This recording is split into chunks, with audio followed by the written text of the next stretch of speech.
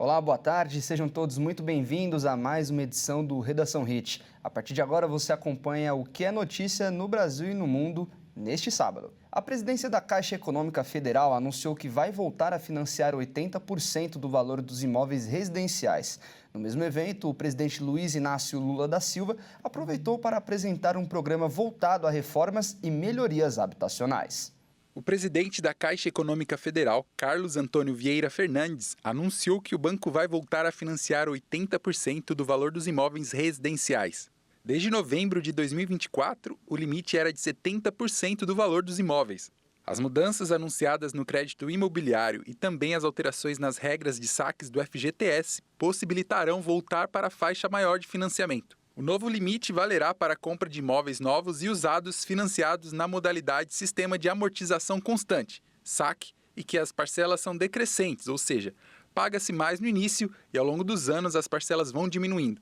O valor máximo do imóvel financiado no Sistema Financeiro da Habitação vai passar de R$ 1,5 milhão para R$ 2.250.000. O presidente Luiz Inácio Lula da Silva falou sobre a importância das medidas voltadas para a inclusão social. Da necessidade da gente continuar fazendo política de inclusão social para ver se a gente faz as pessoas subirem um patamar a mais, um degrau a mais na escala social, para que a gente crie uma espécie de uma sociedade de classe média. Não é possível a gente achar que quem ganha R$5 mil é classe média. Não é possível. Quem ganha até R$5 mil não pode ser chamado, de classe média. Se o cara pagar aluguel e ele tiver um filho na escola, ele mal e porcamente sobra para ele comer. É esse país que nós estamos governando. De acordo com o presidente do Banco Central, Gabriel Galípolo, essa liberação do compulsório deve injetar 36 bilhões e 900 milhões de recursos para empréstimos de forma imediata. Segundo ele, a partir de 2027, o percentual do compulsório será reduzido em 1,5 ponto percentual a cada ano, chegando a zero 10 anos depois, quando 100% do saldo da poupança será direcionado ao crédito imobiliário. Na opinião do presidente do Banco Central, a medida dará mais estabilidade ao mercado. Durante o evento, Lula aproveitou para lançar um programa voltado a reformas e melhorias habitacionais, que já teve portaria publicada pelo Ministério das Cidades. O valor mínimo do financiamento será de R$5 mil e o máximo de R$30 mil. As taxas de juros serão de 1,17% ao mês e de 1,95% ao mês, respectivamente. O prazo de amortização do financiamento será no mínimo de 24 meses e no máximo de 60 meses. 40 bilhões de reais do Fundo Social do Pré-Sal, abastecido com dinheiro dos royalties de petróleo, vão viabilizar o programa. Em julho foi aprovada a lei que permitiu a utilização desse dinheiro para fins habitacionais. A inflação no Brasil subiu em setembro para 5,17% no acumulado de 12 meses. Um aumento menor que o esperado pelo mercado, mas acima da meta do governo. A inflação é o tema sensível para o governo do presidente Luiz Inácio Lula da Silva, cuja popularidade foi impactada no começo do ano, em parte pelos preços dos alimentos. De acordo com o IBGE, o índice mensal da inflação em setembro foi de 0,48% contra menos 0,11% em agosto, um aumento menor que as estimativas do mercado, reportadas pelo jornal Valor Econômico. No acumulado em 12 meses, a inflação de 5,17% ficou pelo 9º mês consecutivo fora da faixa de tolerância oficial, de 1,5% a 4,5%, o que é considerado um descumprimento da meta para 2025, segundo o prazo fixado pelas autoridades. Em agosto, tinha sido de 5,13%. A alta de setembro também quebrou um ciclo de 2 meses de queda da taxa anual da inflação, sentida por alguns consumidores. E o Brasil expressou sua frustração pelos atrasos de vários países, incluindo grandes poluidores como a Índia e os membros da União Europeia, na apresentação de seus compromissos climáticos a menos de um mês de sediar a COP30 em Belém, no Pará. As metas conhecidas como contribuições nacionalmente determinadas, as NDCs, devem ser revisadas a cada 5 anos, mas poucos países apresentaram a tempo suas propostas. Já temos 62 NDCs formalmente apresentadas e a ONU tem a expectativa de que vai ter 125 até a COP. Nós temos que reconhecer que estamos frustrados, sim, porque, como disse o Maurício, já teve 2 prazos que não foram cumpridos, inclusive por países-chave. O Brasil, que sediará a Conferência do Clima em Belém em novembro, foi um dos primeiros países a atualizar suas NDCs há um ano. A China, o maior poluidor do planeta, aderiu no mês passado. Mas outros ficaram para trás, mesmo após o prazo final de setembro, em meio a tensões geopolíticas e comerciais que desviaram os holofotes dos esforços climáticos. Os organizadores da COP enfatizaram que a pressão recai principalmente sobre os grandes emissores de gases poluentes, como a Índia e a União Europeia. E olha só, o presidente Donald Trump irá impor uma tarifa adicional de 100% contra a China a partir de 1º de novembro. A decisão veio após o presidente americano criticar a iniciativa do presidente chinês Xi Jinping de restringir a exportação de elementos ligados às terras raras. O presidente americano Donald Trump usou a sua rede social, a Truth Social, para anunciar uma nova tarifa adicional de 100% a produtos chineses. Trump disse que a tarifa será imposta acima de qualquer outra tarifa já paga pela China, que a partir de 1º de novembro ou até antes, dependendo de qualquer ação ou mudança da China, os Estados Unidos também imporão controles de exportação em todo e qualquer software crítico. De acordo com Trump, o país asiático havia enviado cartas a países de todo o mundo, anunciando que a partir do dia 1º de novembro, iria impor controles de exportação em larga escala sobre praticamente todos os produtos que fabrica, e até mesmo sobre alguns que nem produz. E completou dizendo que essa medida atinge todos os países sem exceção. Horas antes, o próprio presidente americano já havia se pronunciado na mesma rede social, afirmando que não havia mais motivos para se encontrar com Xi Jinping, o presidente da China, na reunião que aconteceria entre eles em 2 semanas. O encontro estava marcado em Seul, capital da Coreia do Sul, durante o evento da APEC, Cooperação Econômica Ásia-Pacífico. Com um tom irritado, Trump escreveu que recebeu com surpresa esse gesto chinês de impor controle em produtos de terras raras, afirmando que o relacionamento entre Washington e Pequim vinha sendo muito bom nos últimos 6 meses. Trump alertou que tais restrições poderiam travar os mercados e tornar a vida difícil para praticamente todos os países do mundo, especialmente para a própria China. Terras raras são um grupo de 17 elementos químicos cruciais para a tecnologia moderna, usados em produtos como celulares, turbinas eólicas e veículos elétricos, e quem domina a produção mundial é a China. Por isso, o presidente americano avaliou essa decisão de Xi Jinping como uma forma de manter o mundo refém do monopólio chinês, que para cada produto que eles conseguirem monopolizar, os Estados Unidos terá monopólio em outros 2. Agora, uma nova onda de ataques tarifários entre as 2 maiores economias do mundo volta a ser temida, já que muitas outras nações também poderão ser afetadas indiretamente. Em um comunicado divulgado, o Exército de Israel anunciou que o cessar-fogo na faixa de Gaza entrou em vigor. Centenas de palestinos estão voltando para casa. Esta é a 3ª interrupção da guerra desde que iniciou em 2023. Mas desta vez há uma esperança de que a trégua seja permanente. Vamos ver. Milhares de palestinos deslocados foram vistos caminhando em direção ao norte da faixa de Gaza nesta sexta-feira, após um cessar-fogo entre Israel e o Hamas entrarem em vigor e as forças israelenses começarem a se retirar de partes do território. Uma grande fila de pessoas seguiu em direção ao norte, em meio à poeira, indo para a cidade de Gaza, a maior área urbana do local, que havia sido atacada poucos dias antes em uma das maiores ofensivas israelenses da guerra. O exército israelense informou que o acordo de cessar-fogo começou ao meio-dia, horário local. Pelas estradas costeiras estreitas e esburacadas, alguns levantaram bandeiras palestinas e faziam sinais de vitória. No entanto, o clima geral era de exaustão. Após meses de fuga, fome e medo, a maioria parecia debilitada e desnutrida. Muitos dos que retornam caminham mais de 20 quilômetros, levando nas costas o que restou de seus pertences. Os que ainda têm algum dinheiro pagam caro para alugar carroças puxadas por burros ou pequenos caminhões na tentativa de encurtar a dura travessia rumo ao norte. O governo israelense ratificou o cessar-fogo com o Hamas na madrugada desta sexta-feira, abrindo caminho para a retirada parcial das tropas e a suspensão total das hostilidades em Gaza em 24 horas. Mas em um comunicado, o exército israelense especificou que as tropas do Comando Sul continuarão eliminando qualquer ameaça imediata e alertou que algumas áreas ainda são extremamente perigosas para a população. Os reféns israelenses mantidos pelo Hamas deverão ser liberados dentro de 72 horas, em troca de centenas de prisioneiros palestinos mantidos mantidos em Israel. A primeira fase da iniciativa do presidente dos Estados Unidos, Donald Trump, para encerrar a guerra de 2 anos em Gaza, prevê a retirada das forças israelenses de algumas das principais áreas urbanas de Gaza, embora ainda controlem mais da metade do território. Assim que o acordo estiver operacional, caminhões com alimentos e ajuda médica chegarão a Gaza para ajudar os civis, centenas de milhares dos quais estavam abrigados em tendas, depois que as forças israelenses destruíram cidades inteiras. E veja a seguir, Rio de Janeiro registrou mais 7.000 casos de roubos e furtos em ônibus. E ainda, Jogos Pan-Americanos serão disputados em Assunção, no Paraguai.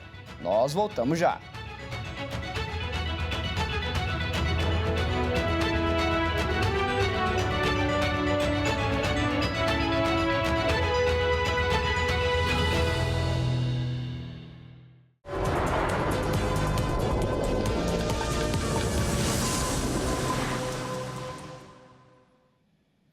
O Rio de Janeiro já registrou mais 7.000 casos de roubos e furtos em ônibus neste ano.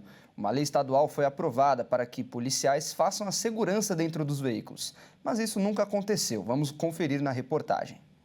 O Rio registrou somente neste ano mais de 7.000 roubos e furtos. Enquanto isso, uma lei aprovada em maio pela Alerj, que permitiria a contratação de policiais militares, civis, penais e guardas em dias de folga para atuar no ônibus, ainda não saiu do papel. O convênio prevê atuação coordenada entre Estado, prefeituras e FETranspo, mas a regulamentação da lei ainda não ocorreu. Em contrapartida, a violência nos ônibus se mantém em patamares preocupantes. De janeiro a setembro deste ano, criminosos fizeram 129 ônibus de barricadas, superando o total registrado em 2024. Houve também 502 mudanças de rotas por causa da violência. O deputado estadual Luiz Paulo, autor da lei, explica que a regulamentação deve detalhar locais de atuação, número de policiais, horários e linhas de ônibus. Mas, apesar da proposta parecer benéfica, alguns passageiros questionam se a presença de policiais armados seria a melhor solução. Enquanto a lei não é regulamentada, motoristas e passageiros seguem vulneráveis à criminalidade dentro dos coletivos do Rio. O governo do estado afirmou que avalia as medidas necessárias para o cumprimento da lei. Eles informam ainda que vem intensificando o combate a roubos em coletivos por meio da Polícia Militar, além de ter firmado um protocolo de cooperação com os sindicatos Rio Ônibus e Cimove para reforçar a comunicação e prevenir ações criminosas que utilizam os ônibus para bloquear vias públicas. Entre os meses de janeiro e agosto, a indústria criou mais de 12.000 vagas formais em Mato Grosso do Sul. A construção civil teve papel de destaque. Um levantamento realizado pela FIEMES, Federação das Indústrias do Estado de Mato Grosso do Sul, mostra que o setor industrial continua puxando a geração de empregos no estado. De janeiro a agosto, os segmentos da transformação, construção, serviços industriais e extrativo mineral criaram mais de 12.200 vagas formais, o que representa 41% de todos os novos postos de trabalho no estado. Até aqui, destacaram-se as atividades da construção de edifícios, abate de bovinos, abate de suínos, fabricação de álcool, obras de terraplanagem, construção de rodovias, fabricação de celulose, montagem de estruturas metálicas, fabricação de pré-moldados de concreto, fabricação de brinquedos e jogos recreativos e fabricação de pós alimentícios. A construção civil tem sido um dos principais geradores de empregos em Mato Grosso do Sul. Só nas obras de edifícios foram mais de 4.600 novas vagas neste ano. E o setor, que também inclui terraplanagem e construção de rodovias, continua crescendo em diferentes regiões do estado. Entre os municípios, os maiores saldos foram registrados em Inocência, Campo Grande, Nova Alvorada do Sul, São Gabriel do Oeste, Ribas do Rio Pardo, Três Lagoas, Aparecida do Taboado, Dourados, Naviraí, Rio Verde de Mato Grosso, Bataguaçu e Mundo Novo. Com esse resultado, o setor industrial ultrapassou a marca de 170 mil trabalhadores com carteira assinada. sendo 121,7 mil na indústria da transformação, 35,9 mil na indústria da construção, 8,5 mil nos serviços industriais e 4,7 mil na indústria extrativa mineral. Ainda no Mato Grosso do Sul, o estado se tornou referência nacional no tratamento da fibrose cística. Vamos acompanhar o passo a passo desse importante atendimento para a população. O atendimento aos pacientes, que é referência nacional, começa aqui na PAI, onde é feito o diagnóstico, acompanhamento, além do encaminhamento para exames e o início do tratamento da doença. Fibrose cística é uma doença genética, então assim, para a gente ter a fibrose cística, provavelmente o pai passou um gene alterado, a mãe também, e aí a gente acaba tendo, esses pacientes têm essa alteração genética e proporciona a doença que chama fibrose cística. É uma doença que afeta todos os órgãos exócrinos do corpo. O mais famoso é o pâncreas, é o principal, e a parte respiratória, mas pode envolver vários outros segmentos do corpo. Esses pacientes chegam para a gente principalmente através da triagem neonatal, então daí a importância de todos os pacientes, todas as crianças que quando nascem fazerem a triagem neonatal, porque a gente consegue fazer o diagnóstico bem cedinho para justamente evitar as complicações. E o tratamento da fibrose cística é um tratamento bem amplo. Aqui na PAI a gente tem uma equipe bem ampla, a gente tem fisioterapeuta, nutricionista, psicólogo, serviço social e os médicos, toda a equipe da farmácia, fornecimento de medicações. As pessoas diagnosticadas com a fibrose cística são assistidas desde o início, com consultas, medicamentos, na PAI, em conjunto com o poder público estadual e federal. Desde o primeiro momento, eles nos ajudaram, nos deram apoio. Até a descoberta nós não sabíamos que ela tinha, porque ela não é uma doença ela é uma doença silenciosa, talvez seja esse o termo, porque a primeiro momento você acha que está tudo bem, porque é uma doença genética. Quando deu o teste e deu a alteração, nós corremos atrás porque é uma doença silenciosa e perigosa. O tratamento aqui em Mato Grosso do Sul se tornou referência nacional pelos exames aplicados desde o pré-natal, além da humanização no atendimento. Desde o início a gente já teve esse apoio da APAI para a gente começar a introdução alimentar com enzimas, né? Porque como afeta a parte digestiva pulmonar dela, a gente sempre teve desde o começo inalatórios durante o dia, então assim, a gente com certeza aprova o tratamento e isso também é uma das coisas que a gente tem que ter em mente. O teste do pezinho é o primeiro exame de diagnóstico a ser realizado no bebê e por ser preconizado do 3º ao 5º dia de vida, ele contribui para que o tratamento se inicie em tempo oportuno. Com a ampliação do rol de doenças a ser triadas por meio do Programa Estadual Bem Nascer MS na Proteção à Criança, que está em fase de implantação aqui no estado, teremos a possibilidade de oferecer pelo SUS a todos os recém-nascidos a oportunidade de diagnóstico de mais de 40 tipos de doenças, entre elas genéticas, metabólicas e raras. Assim que é descoberta a doença, o tratamento já é disponibilizado com medicamentos modernos e atuais, que são cedidos de forma gratuita pelo governo do estado e federal, através da Casa da Saúde. Ele recebe o medicamento em casa, porque esses pacientes são todos cadastrados para receber em casa para maior comodidade. E o paciente do interior, o medicamento é enviado para o município, mas ele também tem a opção de receber em casa. Ele é o mais moderno, ele trata diretamente a causa da doença e não as manifestações que a doença causa nele. Agora vamos falar de esportes. A capital do Paraguai, em Assunção, venceu o Rio de Janeiro e Niterói em uma votação e vai sediar o torneio do Pan-Americano pela primeira vez. Vamos conferir. Os Jogos Pan-Americanos de 2031 já têm a sede definida. Assunção, no Paraguai. A capital paraguaia venceu a candidatura brasileira que tinha Rio de Janeiro e Niterói como concorrentes. A votação foi feita nesta sexta-feira em Santiago, no Chile. Assunção recebeu 28 votos contra 24 de Rio-Niterói. Assunção receberá a 21ª edição do PAN. Esta será a primeira vez que o Paraguai vai receber um PAN. O Brasil recebeu os Jogos em São Paulo, 1963 e Rio, 2007. A capital paraguaia tentou ser sede do PAN 2027, mas perdeu a eleição para Lima. Agora, fez campanha para, enfim, receber a competição pela primeira vez neste ano. Assunção sediou o Pan Júnior para atletas com até 22 anos. Em agosto, lançou seu projeto antes de Rio-Niterói e, por isso, teve mais tempo para fazer campanha. Os principais pontos da campanha foram a construção de um estádio de atletismo e de uma arena com capacidade para 10 mil pessoas no Parque Olímpico da cidade.